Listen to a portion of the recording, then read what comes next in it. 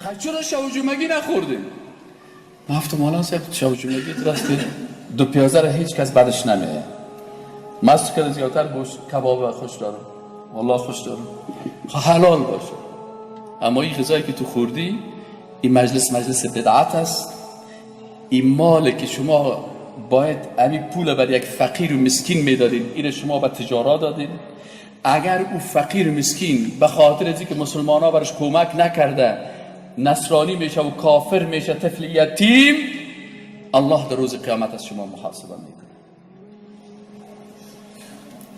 و چون خلاف طریق رسول الله صلی الله علیه و سلم شب جمعگی کردین و چل کردین و بر مردم ات بیان کردین که ما در حدیث خواندیم، در احادیث در هیچ حدیث نامده، نه در صحیح بخاری، نه در صحیح مسلم، نه در ابو داود، نه در نسائی، نه در ابن ماجه، نه در مستدرک علی الصحیحین، در هیچ کتابی از کتاب‌های حدیث نامده که اصحاب رسول الله صلی الله علیه و سلم بر رسول الله صلی الله علیه و سلم شب جمعگی کرده باشد.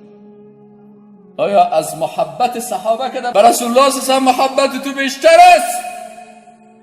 تو دین خوبتر میفهمی از اصحاب رسول الله صلی الله علیه و سلم. اگر شب جمعگی مشروعیت می داشت، عثمان ابن عفان وقتی که یک لشکر مکمل میتونه مصرفش بده، نمیتونست که مصرف شب جمعگی رسول الله صلی الله علیه و سلم بده. نمیتونست روز دویشه عبدالرحمن ابن عوف بکنه. اما اونا میفهمیدن که در شریعت نیست. پس شما مشکل دارم. پس گفتی چی مشکل داره؟ گفتم مشکلش این است که در روز قیامت تو در مقابل رسول الله استاد میشی و میگی که ای رسول الله صلی الله علیه و سلم، من امت تو هستم. رسول الله صلی الله علیه و سلم میگه که تو مرا غلط معرفی کردی، تو ضد دین ما کار کردی، تو برابر مردم گفتی که مال یتیم بخو به نام شب جمعگی. ما کی گفتیم که مال یتیم به نام شب جمعگی بخو؟ ما کی گفتیم که مال یتیم به نام اسقاط بخو؟ ما کی گفتیم که مال یتیم به نام روز چل بخو؟ ما کی گفتیم که در خانه متوفا هجوم ببرین 400 نفر و تمام خانه از را چور بکنین، گلم جمع شوین؟ شما امت گلم جمع هستین، نه امت ما. امت ما باید اشداء علی الکفار رحماء بینهم تراهم رکعا سجدا یبتغون فضلا من الله و رضوانه. امت ما امت رحمت است، امت چور نیست، امت چپاول نیست، امت نیست که باز یتیمش بیایه پیش استاد. والله یتیما پیش ما میه، فامیلشان میه. یک بچه آمد گفت استاد 3 بسخا زمین داشتیم، پدرم فوت کرد، کاکایم روز اول و روز 2 و روز 3 و شب جمعگی و چلش خیرات کردم میرفت. میگه ما چیز نداشتیم.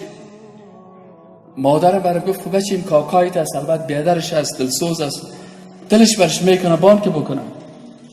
وقتی که 40 خلاص شد کاکای آمد برای ما لیست انداخت که قدر مصرف کردیم. گفتیم پیسه نداره، گفت همین 3 بسخا زمین ما را گرفت فروخت و پیسه خدا کشید.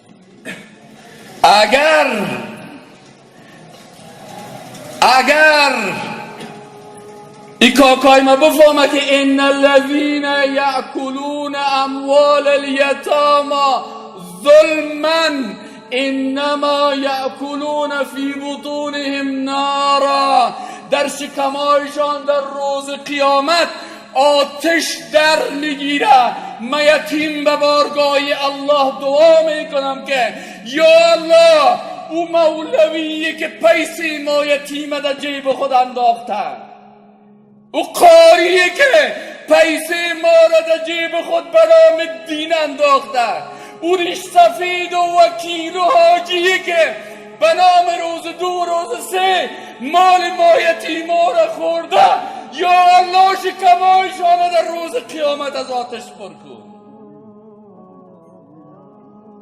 این دعای یتیم است. از مکافات عمل غافل مشو، گندم از گندم بروید جوز جو.